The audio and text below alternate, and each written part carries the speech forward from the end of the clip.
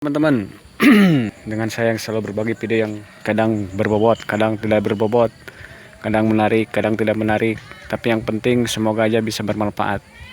Kita terus berbagi, jangan sampai saling bully, nggak rugi terus berbagi. Untuk kali ini saya akan mengupas tuntas tentang kolam saya. Ini banyak pertanyaan yang masuk sekitar kolam saya. Kolamnya kolam plastik, ya.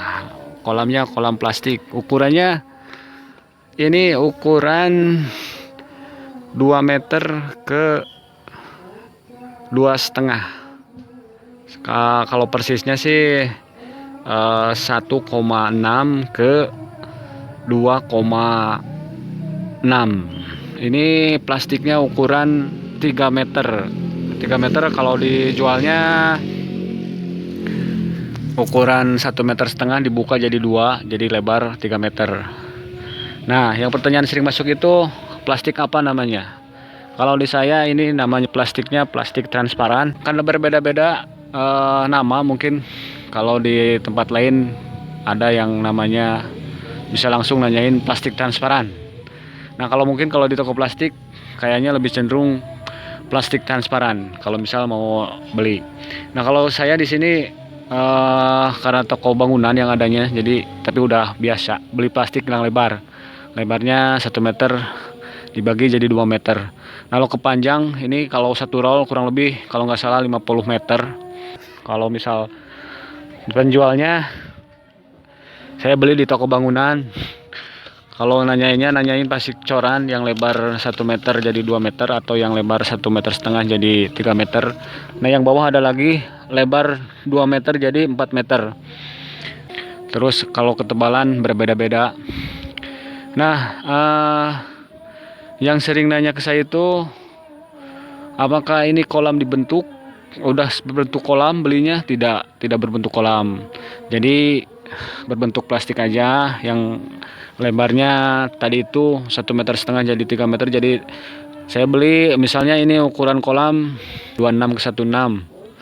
Nah, saya beli plastik ukuran panjangnya kurang lebih 4 meter, terus yang lebar 1,5 meter bisa kebagi jadi 3 meter. Nanti dibelah jadi lebar 3 meter ke 4 meter, lalu dimasukkan ke kolam ini. Nah, ini kolam dulu dibentuk, kemudian baru disimpan plastik.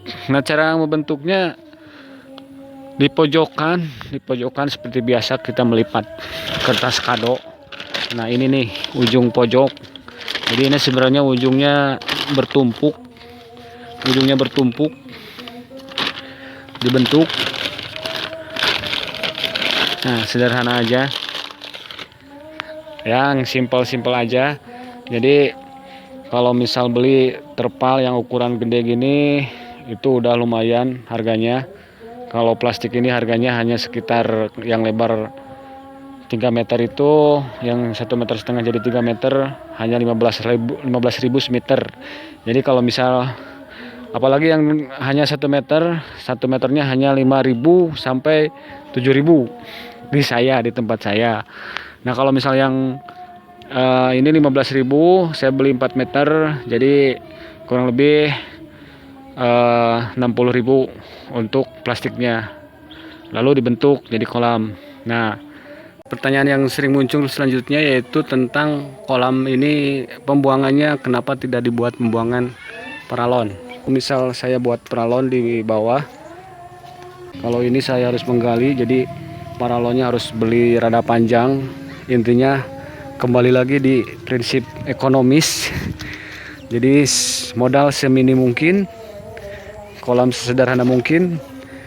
Karena di awal saya bukan peternak lele murni, jadi hanya sekedar hobi yang berharap membawa rezeki.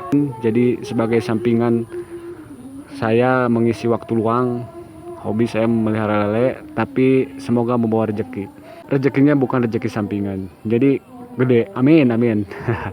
Nah, kemudian tadi itu intinya prinsip ekonomis, yang adanya saya selang. Jadi kalau misal panen pakai selang, saya sedot ke tempat bawah.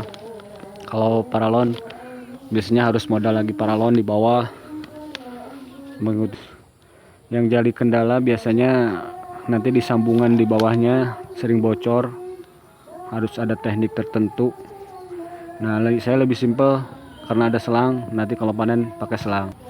Nah, ini terus kekuatan kolam plastik. Ini sering yang nanya, ada yang juga ngebully kuat berapa. Terus kalau pakai indukan kayaknya gampang sobek. Itu memang benar. Kalau misal indukan, kayak saya memijahkan, indukannya gede, biasanya dari sirip indukan yang memijah bisa membuat robek, tapi tidak selalu. Kalau ada air biasanya lebih lelah juga, tidak selalu merusak. Kalau kekuatan, berbicara kekuatan, ini tergantung ketebalan. Kalau plastik saya ini kalau nggak salah 0,15 mili, jadi lumayan tahan, apalagi bersama dengan air. Kalau misal yang rusak biasanya bukan di kolam airnya tapi di atasnya. Ini ketahanannya, karena saya di pemijahan, panen sekali sebulan sekali, umur 3 minggu sampai 4 minggu. Pokoknya di umur 3 minggu biasanya 21 udah ukuran 23 34 udah saya pindah ke kolam lain, ke kolam bawah. Jadi rata-rata sebulan sekali saya panen. Kalau ngitungnya berapa kali panen, ya pokoknya panen sebulan sekali. Terus kekuatan ini antara 6 bulan sampai 1 tahun, tergantung dari jenis, dari ketebalan. Nah, kalau misal tebal, otomatis kayak yang ini udah hampir sekitar 8 bulan dari kolam ini. Jadi kalau yang tipis mungkin lebih cenderung cepat habis. Kalau yang tebal lebih tahan. Dan yang tebal biasanya tidak tahannya dari matahari. Ini yang tidak terendam air biasanya gampang sobek, jadi rapuh. Kalau yang terendam air lebih kuat biasanya. Ini masih kuat, masih bagus. Jadi kalau bicara kekuatan, ya saya bisa simpulkan antara 6 bulan sampai setahun. Nah, mungkin itu juga tergantung dari ketebalan kolam, ketebalan plastiknya. Kalau plastiknya tebal otomatis bisa kuat lama. Kalau plastiknya tipis, ya paling hanya beberapa bulan langsung rusak. Jadi pada prinsipnya itu tadi, saya selalu berprinsip prinsip ekonomis.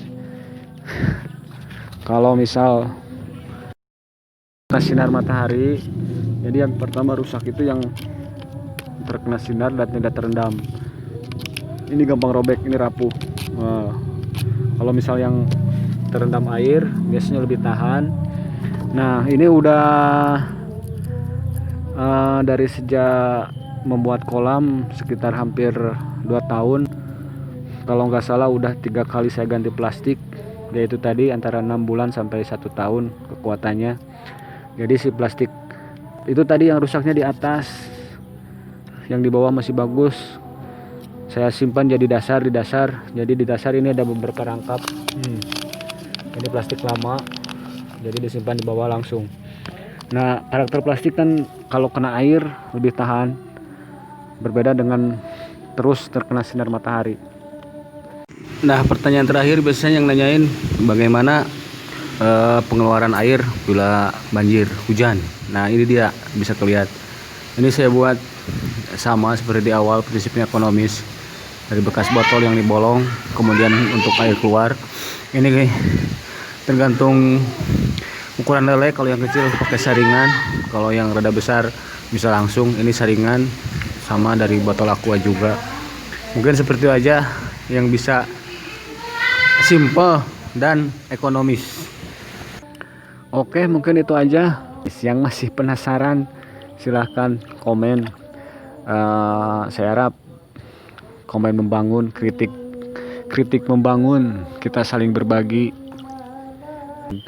Intinya kita selalu berbagi, semoga bisa bermanfaat bagi semua. Oke? Yang belum subscribe silahkan subscribe, yang belum like silahkan like, yang belum tombol lonceng tolong tekan tombol loncengnya. Terima kasih. Sampai jumpa lagi di video lainnya.